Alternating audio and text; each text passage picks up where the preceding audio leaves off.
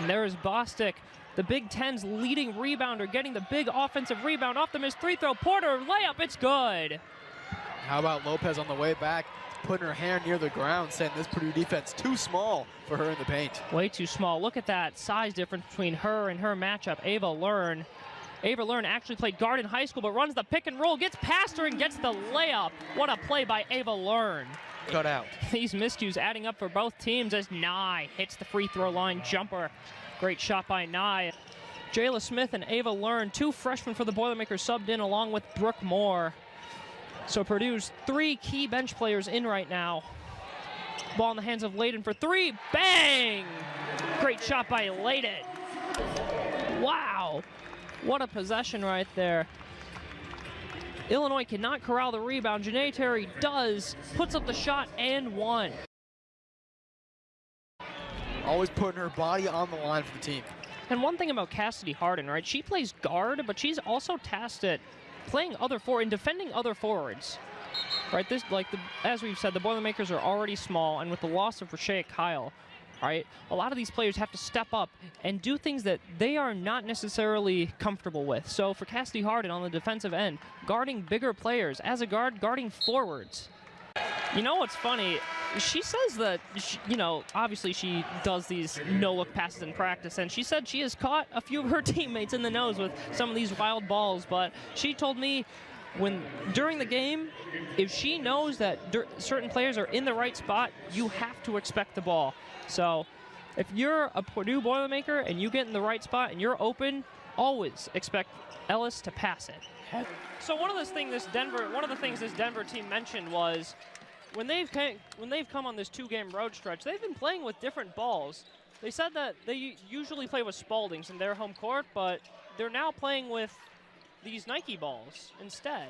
They said it doesn't make a difference, but it's still something to take into account because players have said they still have to adjust to the new feel of the ball.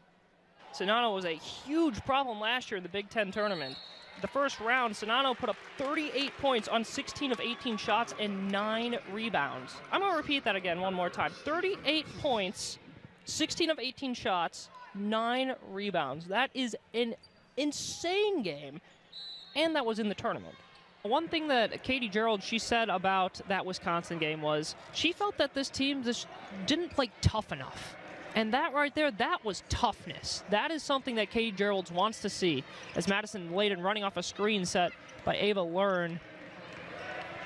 But that toughness, that is something that Coach Gerald wants to see. What a tough screen. What a shot by Abby Ellis. Oh my goodness.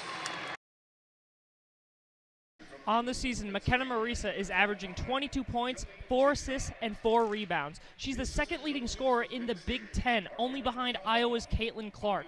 Her dominance at the guard position, it has set her up to be in the running for the Dawn Staley Award. Welcome to the iconic Mackey Arena, where the Purdue Boilermakers host the Illinois Fighting Illini.